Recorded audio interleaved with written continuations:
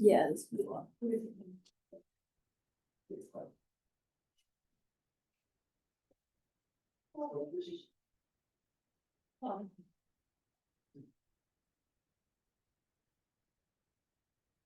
Hey, well, good afternoon, everyone. We might make a start. Very warm welcome. My name is Beverly Loke. I am a senior lecturer in the Department of IR, in the Corabell School, in the College of Asia and Pacific. And I'm also the co-convener of this CIW China Seminar Series along with Dr. Xian Wang. So very happy to see you all here. Let me start by acknowledging and celebrating the first Australians on whose traditional lands that we meet on today, that we learn on, that we gather on, the Ngunnawal and Ngambri peoples, and to pay my respects to elders past, present, and emerging.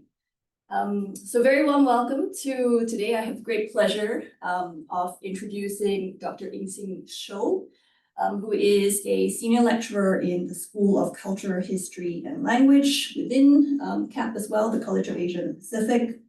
And she's also the Deputy Director of the PNU Malaysia Institute. Her works explore the history and culture of migration, decolonization, and the impact of the Cold War on Asian societies through literature and the arts. She co-edited a book revisiting Malaya, uncovering historical and political thought in Nusantara, and also authored the Chinese translation of Alifian's Saat's short story collection, Malay Sketches. And she also currently holds the Australian Research Council Discovery Early Career Research Award, the DECRA. So today, Dr. Shou will talk about, the top title of the topic here is Chinese Students in 1950s and 60s Malaya, Activism, Translation, and the Making of a Multilingual Future. So Dr. Shou will speak for about 45 to 50 minutes, and then we'll open it up to Q&A from both in person here, but we're also joined by an online audience. So for those of you who are joining us online, please do enter in your comments, questions in the chat, and I will moderate them and sort of convey them out later. So without further ado, warm welcome.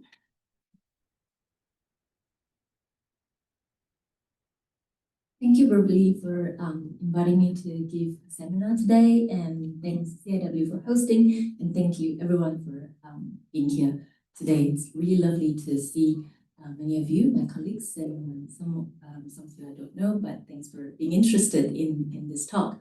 So I also like to begin by acknowledging the traditional owners of the land where we meet today, the Ngunnawal Ngambri people. As a migrant and someone studying migration, I pay my respects to the elders past and present. Also acknowledging the online audience who are here with us today. So, so this is my talk today, Chinese students in 1950s and 60s Malaya, activism, translation, and the making of a multilingual future. So this is kind of part of a bigger project on Cold War literary culture in Sinophone Malaya. So in the project, I kind of focus on intertwined relationship between literature and politics during the era of the Cold War and decolonization. So in the project, I kind of examined the cultural and knowledge productions of the Chinese community in Malaya. It investigates how common people, in particular women, students, and the radicals, use literature and print culture to express their voices. And how, so some of the questions that I was really interested in for this project is how these so-called common people wrote, despite limited formal education. Some of them were, they didn't receive formal education, and some were dropped out, and some were from like really underprivileged background, but they used literature as a tool to express their voices. And I also was really interested in how they organized literary and political communities during the period of the Cold War, and how they use publication, as I mentioned, as a tool of expression.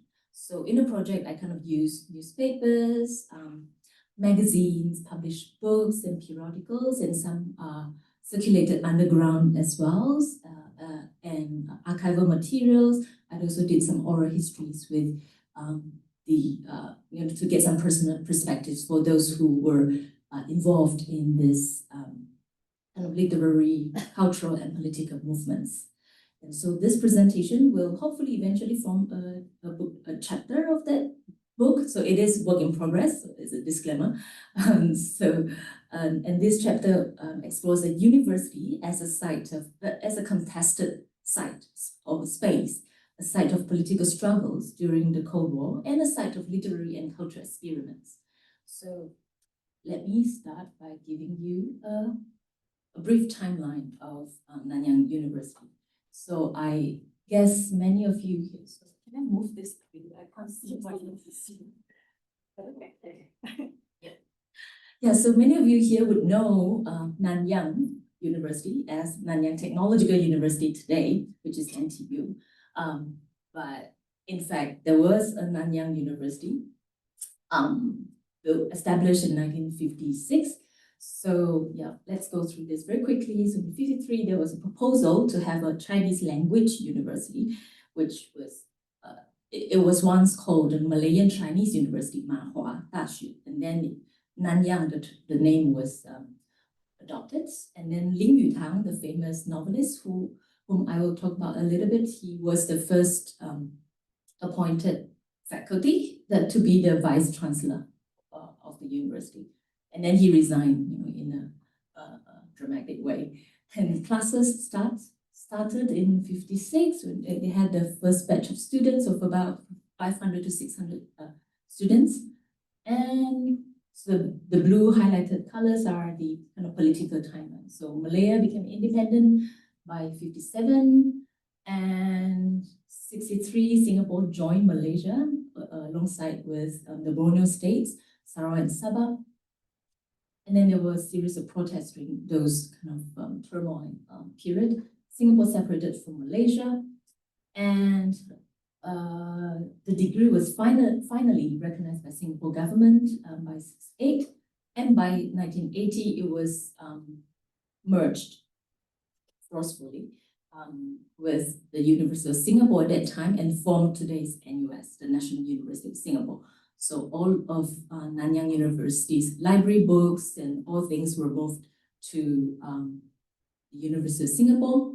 And then the original campus in Jurong right now was taken over by Nanyang Technological Institute, which later became NTU today. And in the 90s, quite interestingly, there were calls around maybe also early 2000, there were calls to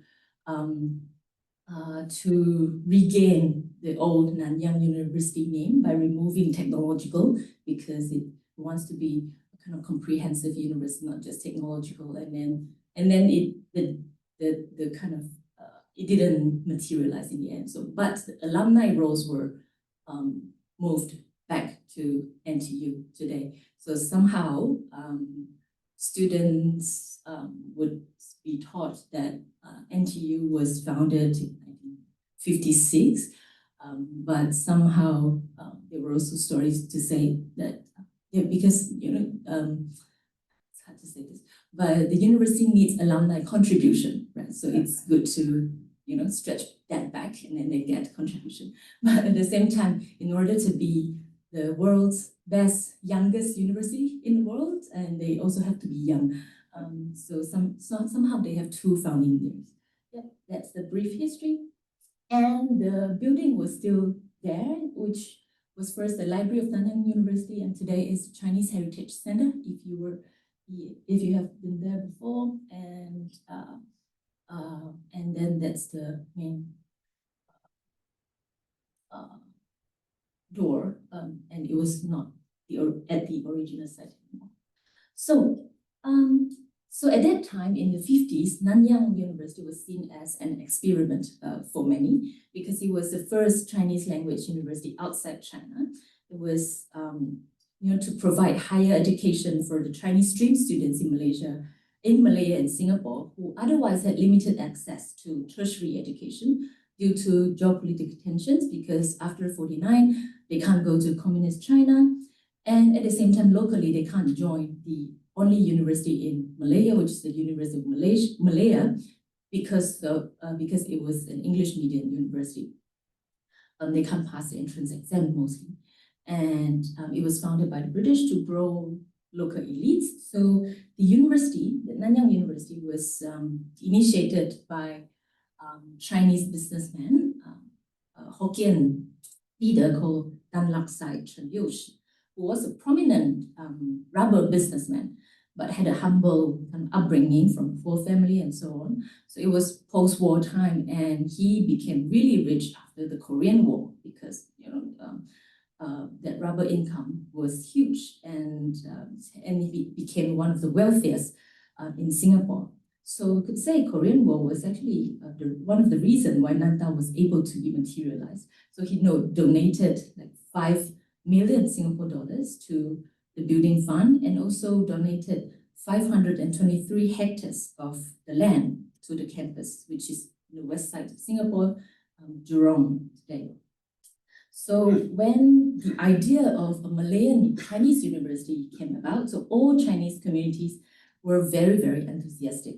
So Nantah, it was well known that it was funded by donations from people from all walks of life across Southeast Asia, in particular Malaysia and Singapore, including hawkers. So this, there was a tree riders, hawkers, and covered dancers, and so they all,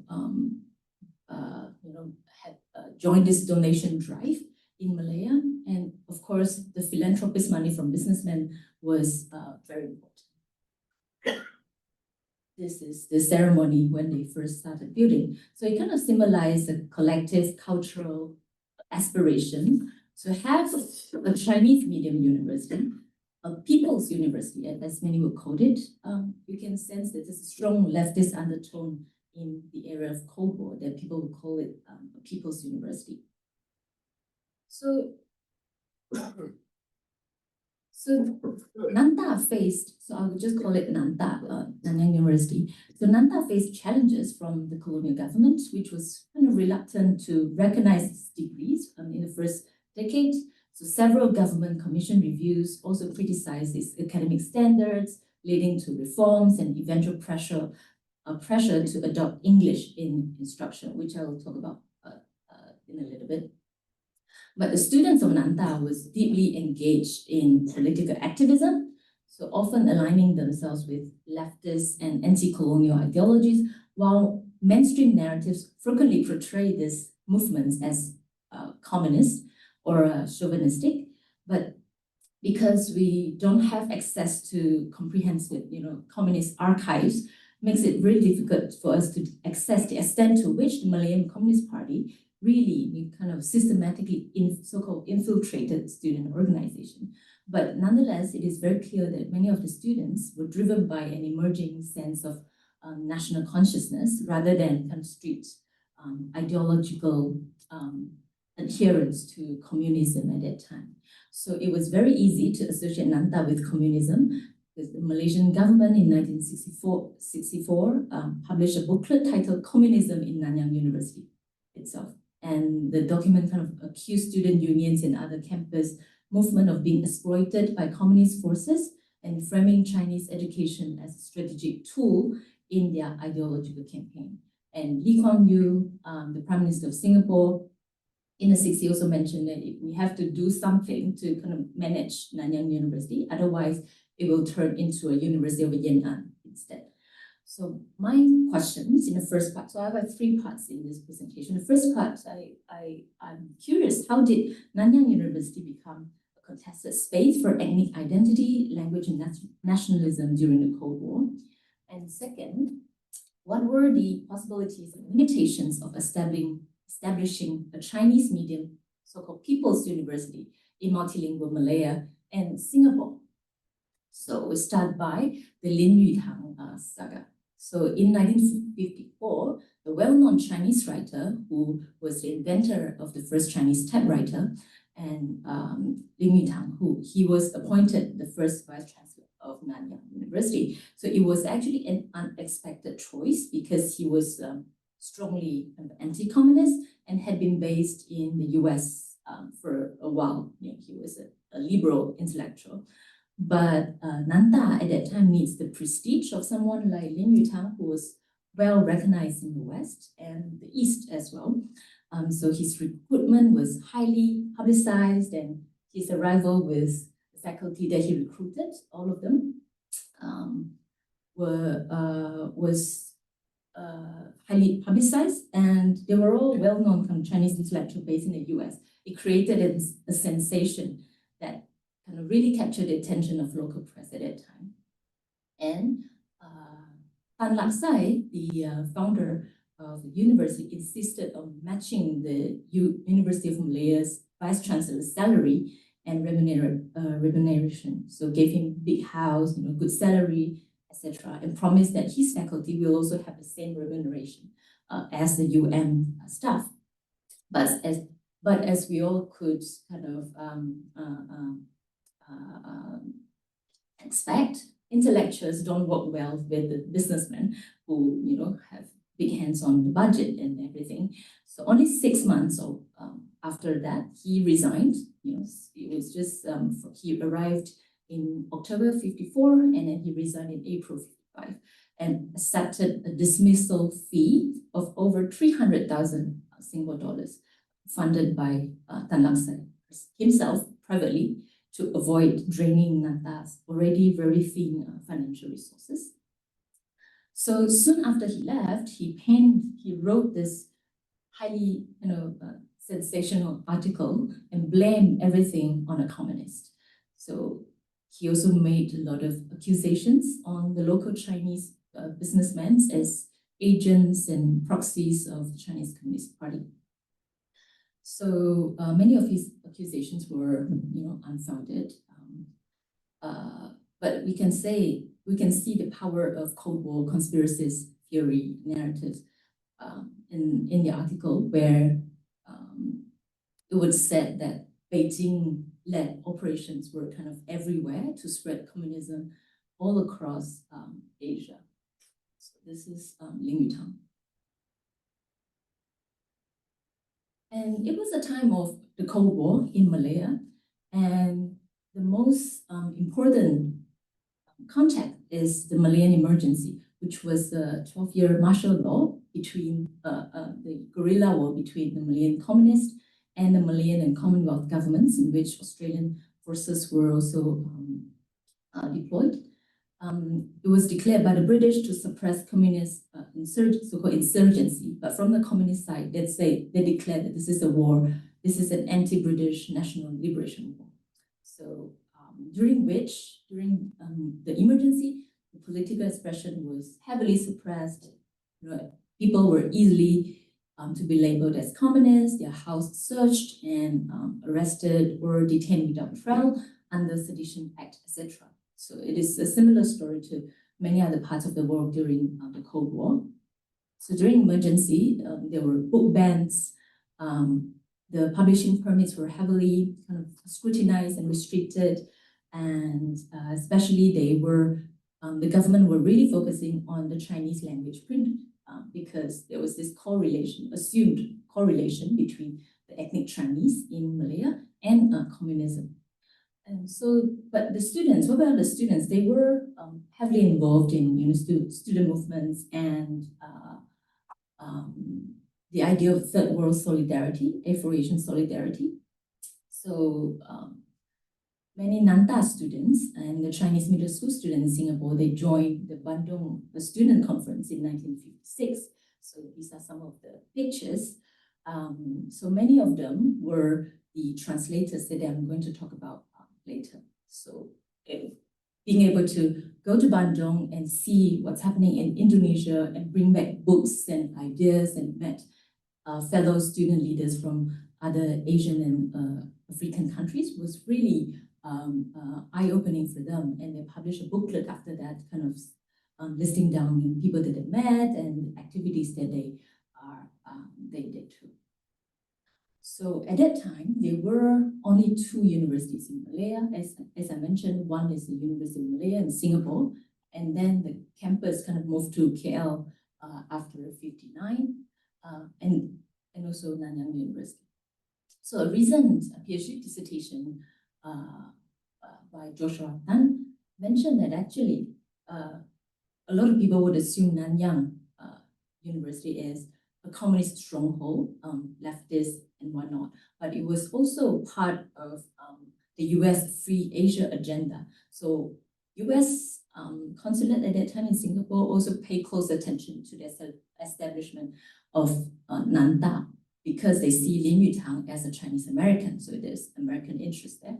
So all the Americans were very much interested in co-opting this Chinese university for anti-communism. So it was really good for them to know that a lot of American-based Chinese liberal intellectuals were hired as faculty. So they want to support that. And to cultivate Nantah into a non or anti-communist base while leaving the security problems to the British, because the British really had a headache. They don't know how to deal with it. But they were also quite kind of ambivalent. They cannot say no to the proposal, so they allowed it to happen. But at the same time, they also worried that this might have some impact to national security problem.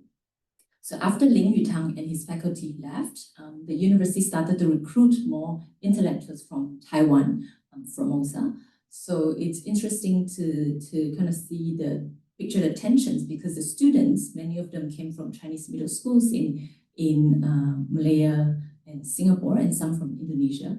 They were really kind of pro-left, and they were really active in movements as well. But their lecturers, many of them, most of them actually came from Taiwan. So you would hear that the students were strongly critical of their lecturers for being conservative, and they were also the students were also quite demanding in terms of how their lecturers marked their assignments.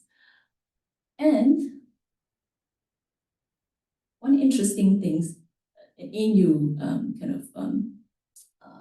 relation is that Simon List was also there, Pierre Rickmans, who was a Nantah lecturer for about a year or so. So he's well-known sinologist from Belgium, and then he later settled in Australia and taught here at the ANU from the 70s to 80s, and then retired from the University of Sydney in the 90s. So there was a cosmopolitan phase in Nantah during that time, in the 50s and 60s. And but interestingly, Rickman was also asked to leave Nantah because he was seen as a pro-communist, because he was associated with the students. So this is from the biography. So he said that he subscribed to People's Daily.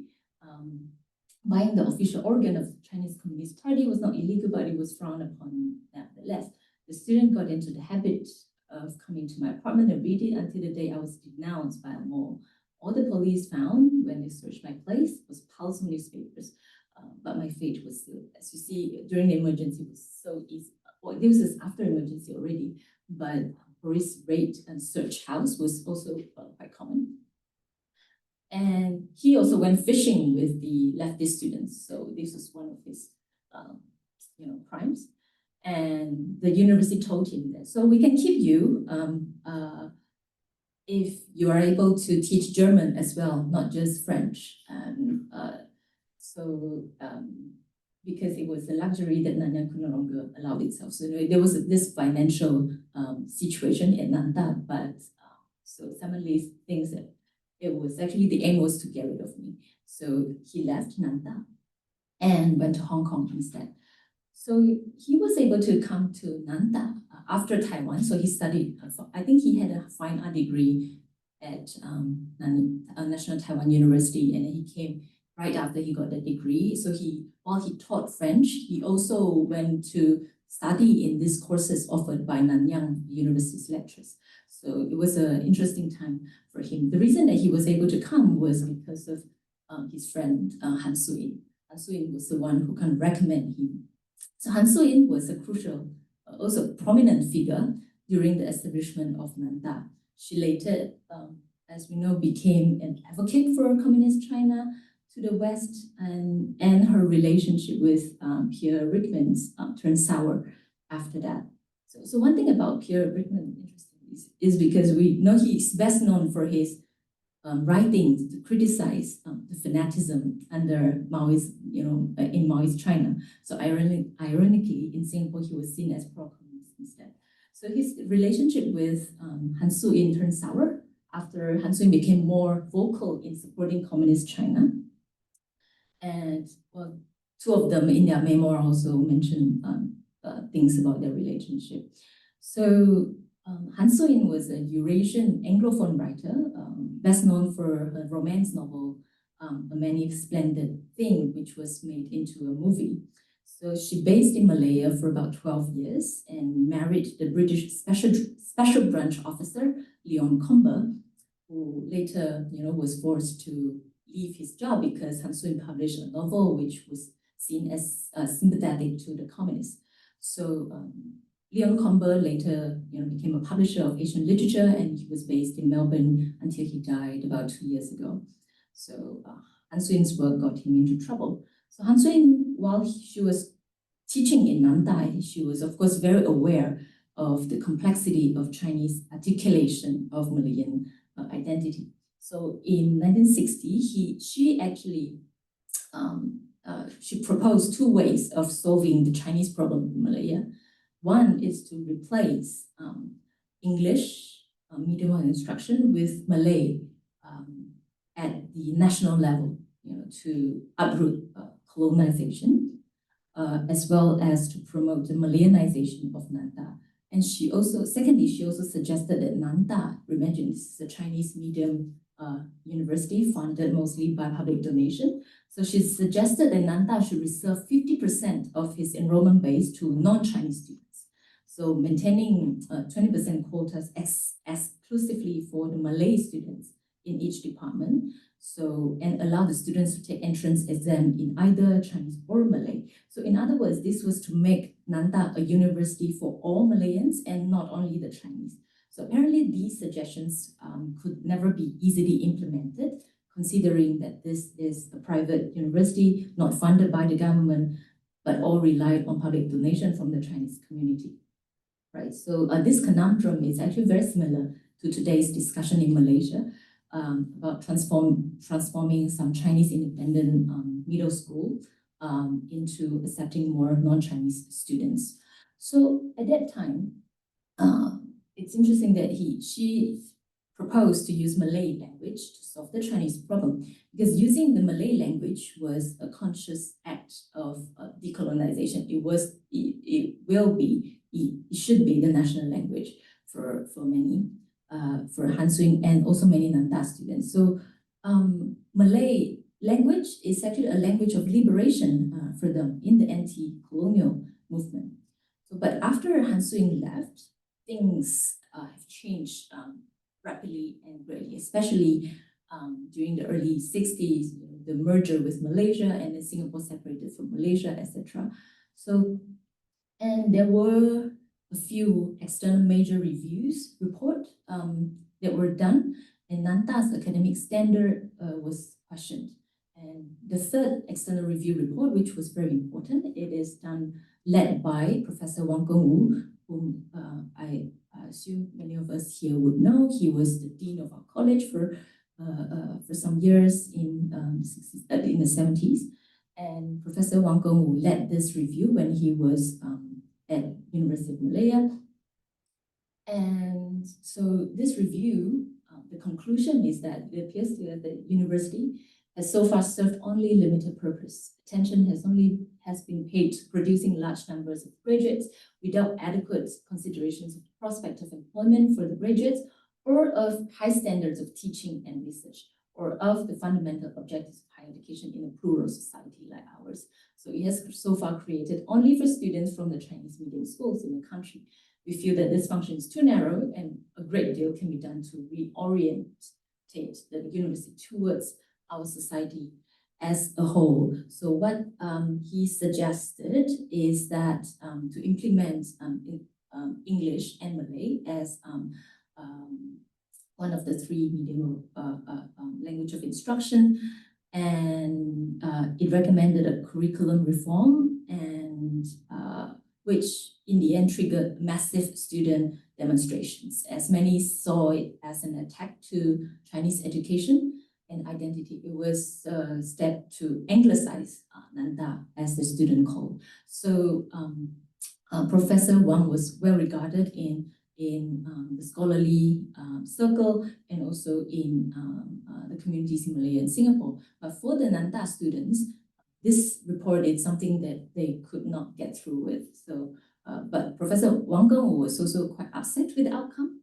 of this, because the government eventually did implement the recommendation from this report.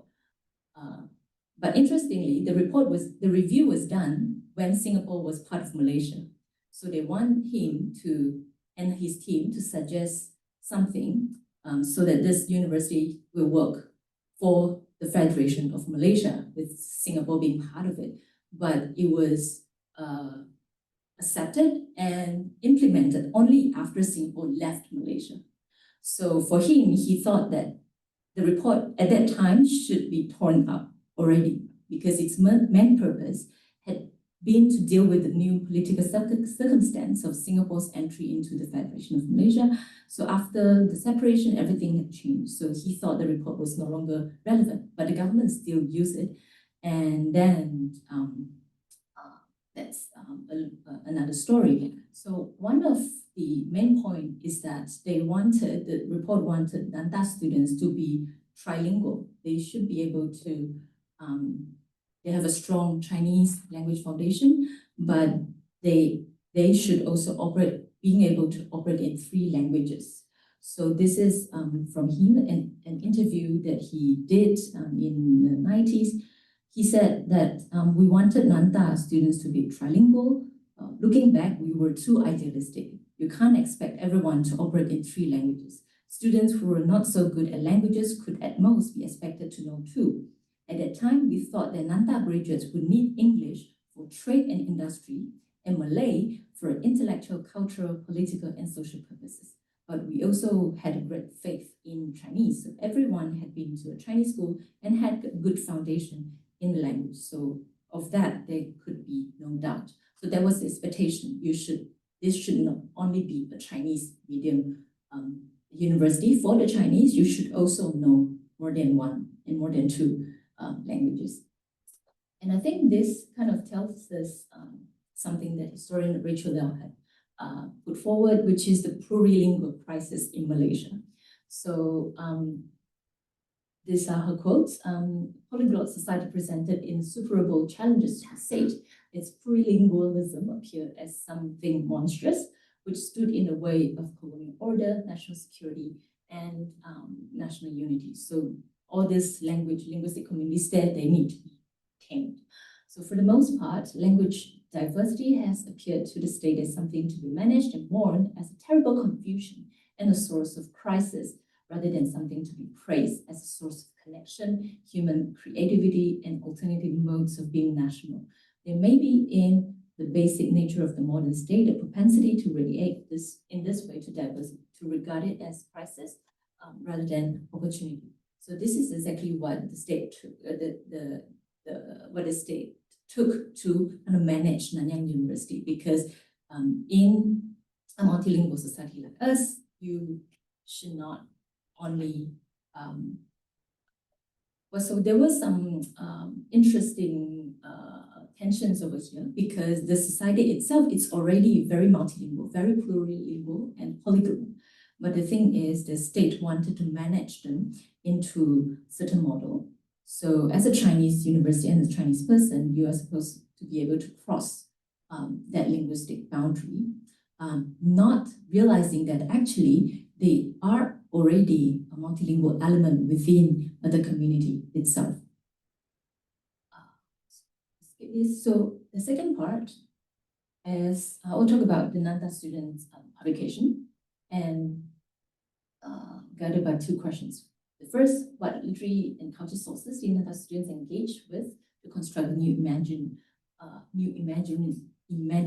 of the new nation? The second is, how did Nantah student translators perceive their own roles within this cultural and intellectual project? So the focus in this is that the Nantah student publication already show how talented, multilingual, trilingual they are.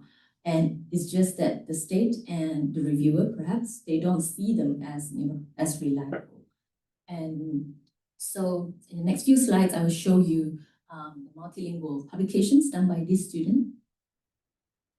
So this is University Tribune. It's published in 3 languages. It is the organ of the student union.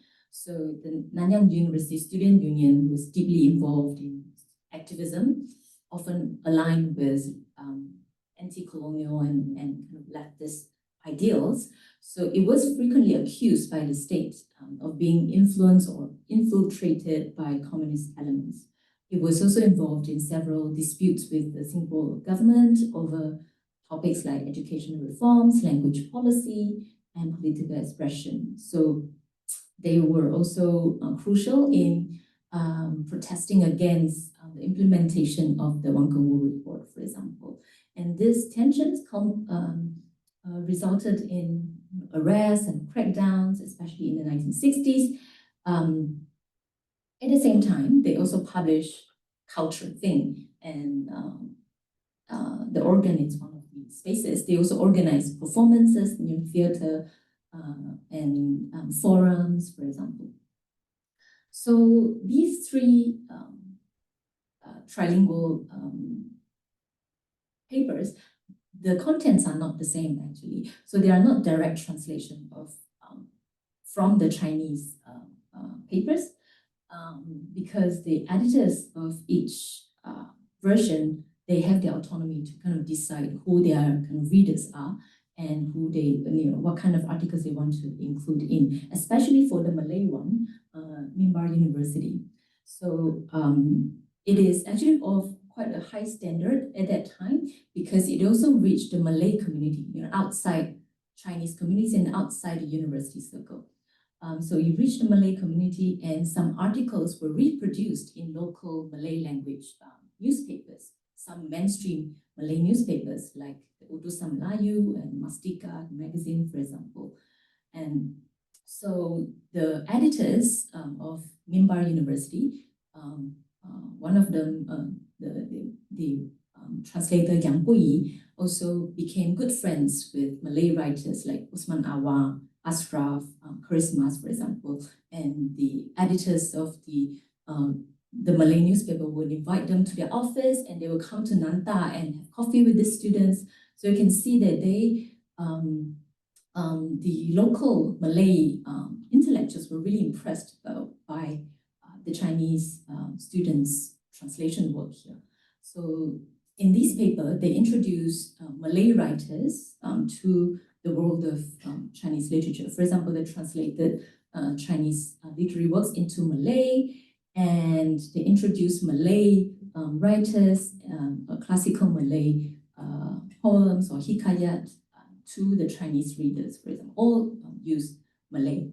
And it was also one of the earliest Malay language newspapers that used Romanized Malay, Malay in Romanized form, Rumi, because other mainstream newspapers, for example, Utusan Melayu, they were still using Jawi, Arabic scripted Malay at that time. So kind of the editors was really proud to be one of the first modern Malay language newspaper. And so I think this is this chapter of Malay language activism happened in Nantah. It's really kind of understudied.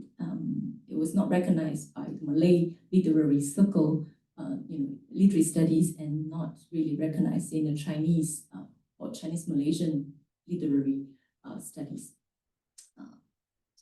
The other publication is Nanyang Literature and Kesusasteraan Nanyang, which is bilingual in both English and Malay, and published by the students from the Modern Language and Literature Department, where Han Sui-yin taught. So it kind of satisfied the national interest at that time for a self-governed Singapore, because they managed to get a Minister of Culture to write a preface, a foreword for them, and the British Council also supported them I think, in terms of funding. And one of the editorials, interestingly, so this is a quote from the editorial, they said, we are not unaware of the fact that the creation of a Malayan culture cannot be done in the writing of Malay alone. The Malay language is in a rear of others in progress. This is not the fault of the Malays themselves. It is perhaps due to the lack of strong support in its development. Today, its growth is very rapid, but before it can claim to be on equal footing with other cultures, it is the duty of every citizen to contribute his utmost towards the making of a Malayan culture. So we firmly believe in the existence of Malayan culture, although there are people doubtful about it. With this matter in view, we have decided to bring it out of kampongs, villages, and libraries, schools, and colleges to dwell among the general English reading public of Malaya. Our readers need not to worry about language difficulty. Malayan literature, whether it be of Malay origin or of Chinese, will come to you in simple English.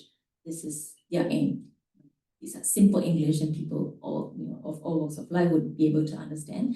And then from the editorial, you can also sense that they view Malay culture as kind of inferior than other cultures. It is not yet of equal footing. So it is our job as Malayan citizens to help Malay culture and to help Malay language grow.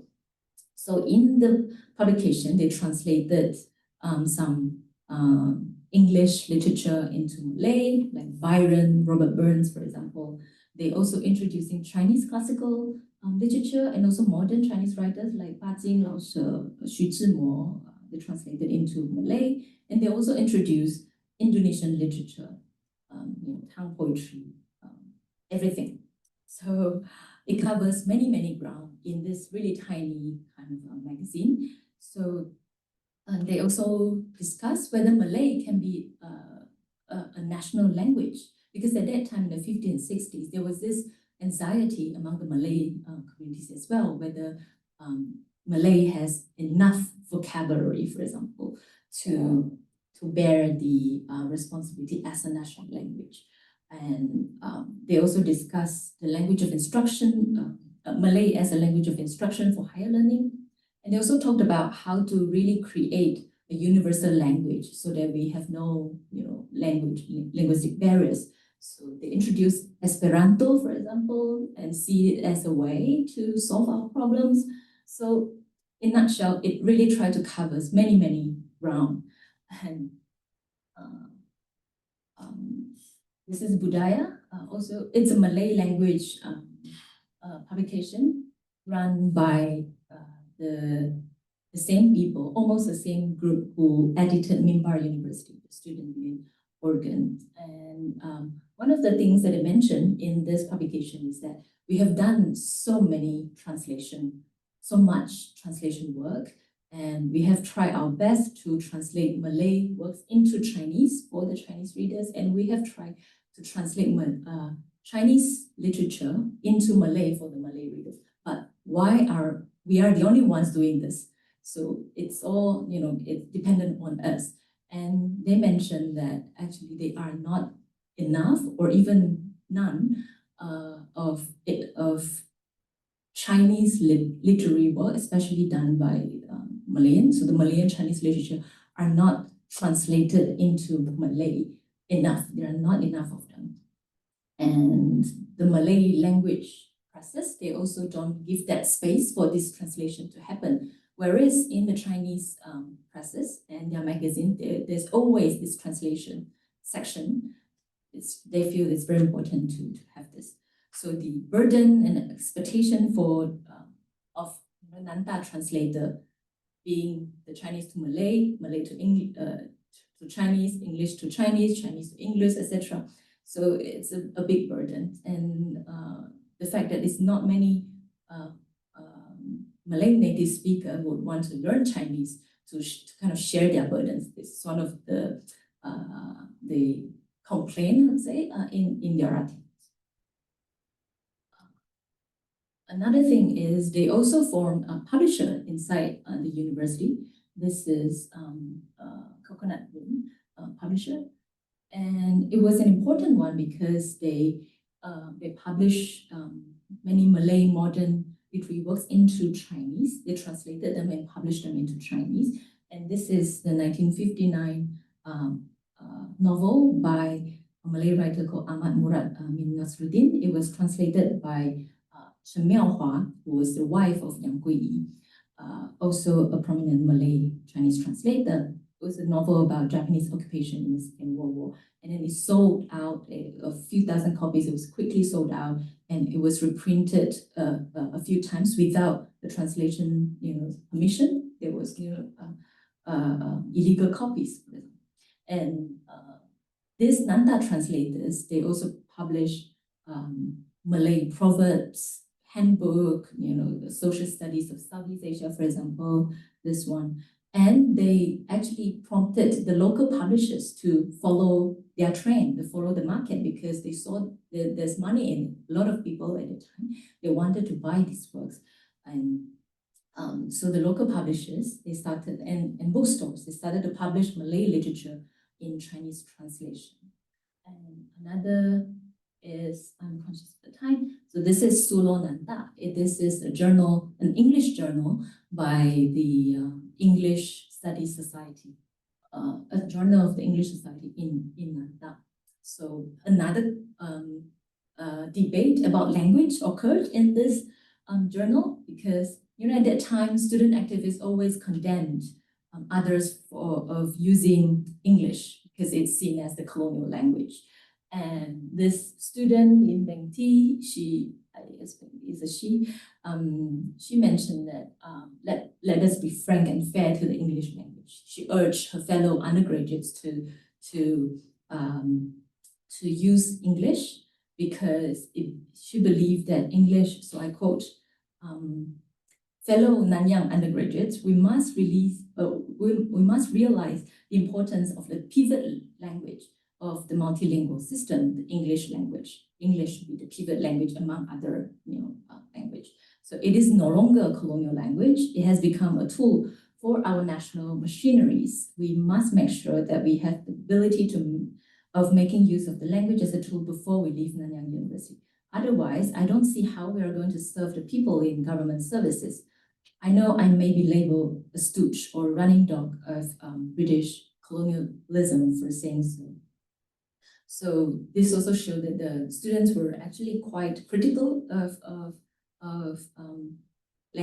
English, and the fact that all these review reports and the Lee Kuan Yew government always urged Nantah students to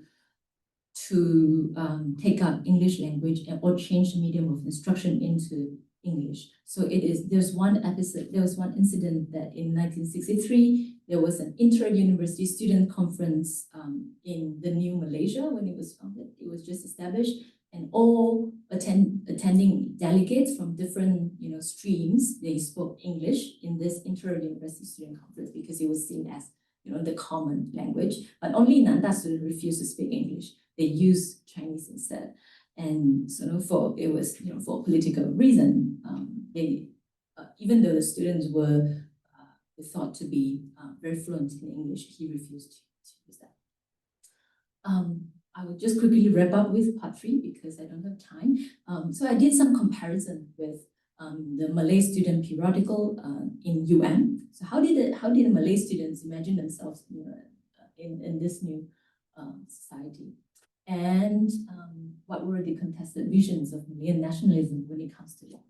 So, this Nantah students, this is from Nantah students, it's from the Chinese language, Chinese Literary Studies Society. So it also covers a lot of grounds from traditional modern to contemporary to Malayan Chinese literature, a lot of genres, and the main aim was to promote and create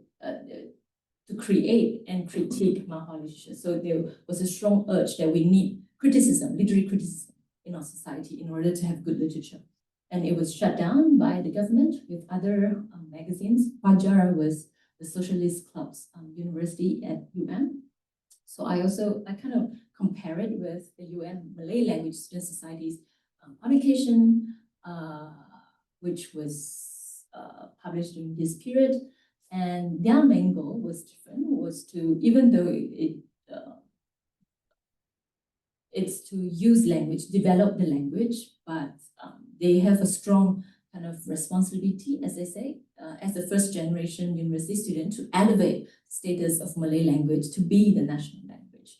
So one of their tasks was to develop the language of motherland so that Malay can be used as the official language. Whereas for the Chinese student, they want to use the Chinese language to promote social and economic progress in Malaya, and at the same time act as a window to Chinese culture. So Chinese language is seen as being able to spread national consciousness and nationalism of Malaya using Chinese language as well. And they did some translation works too.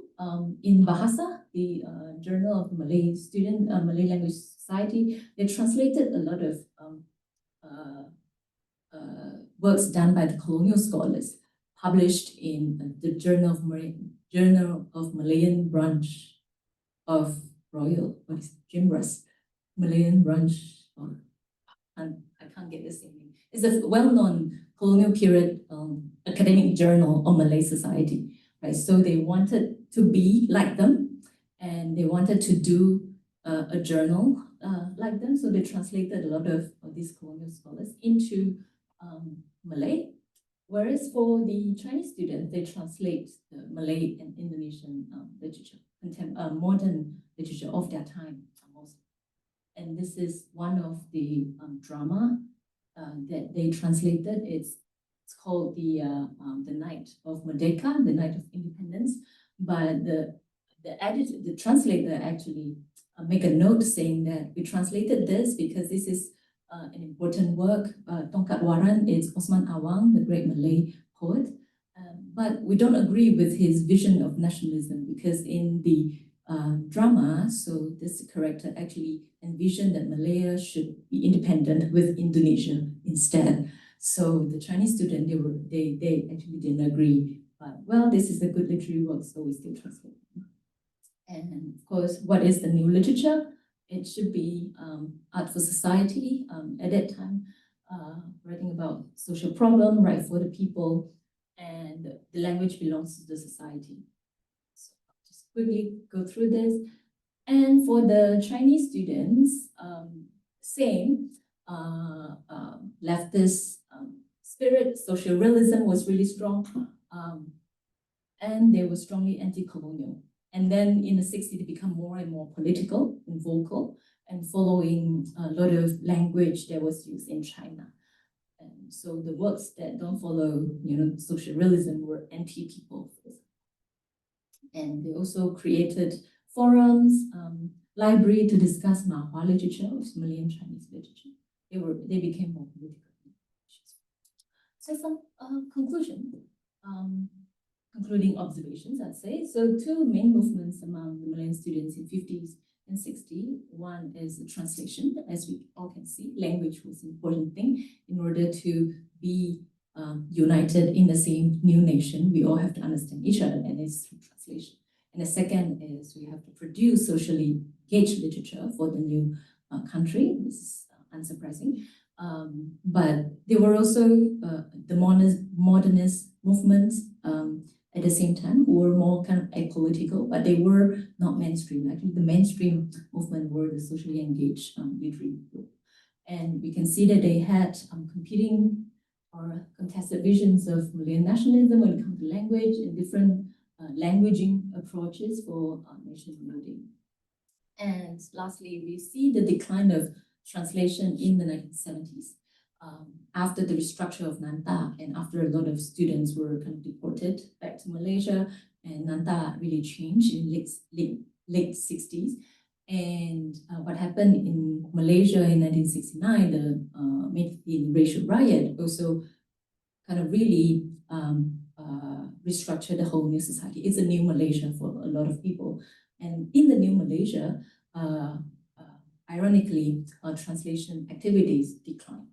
And there was no such expectation and urge for translation. There was no appetite for translation, because people assumed that in this country, you all should know Malay, as the national language, and so there shouldn't be they shouldn't need translation anymore, because they assume that people should know and should respect that is the national language. So this kind of translation works were really not as popular as before. So I saw that as expectation for the Malaysian people to be multilingual, but also at the same time, there's this persistent ambivalence, if not reluctance, towards translation in the 70s. But I'll end my talk. Thank you very much for following.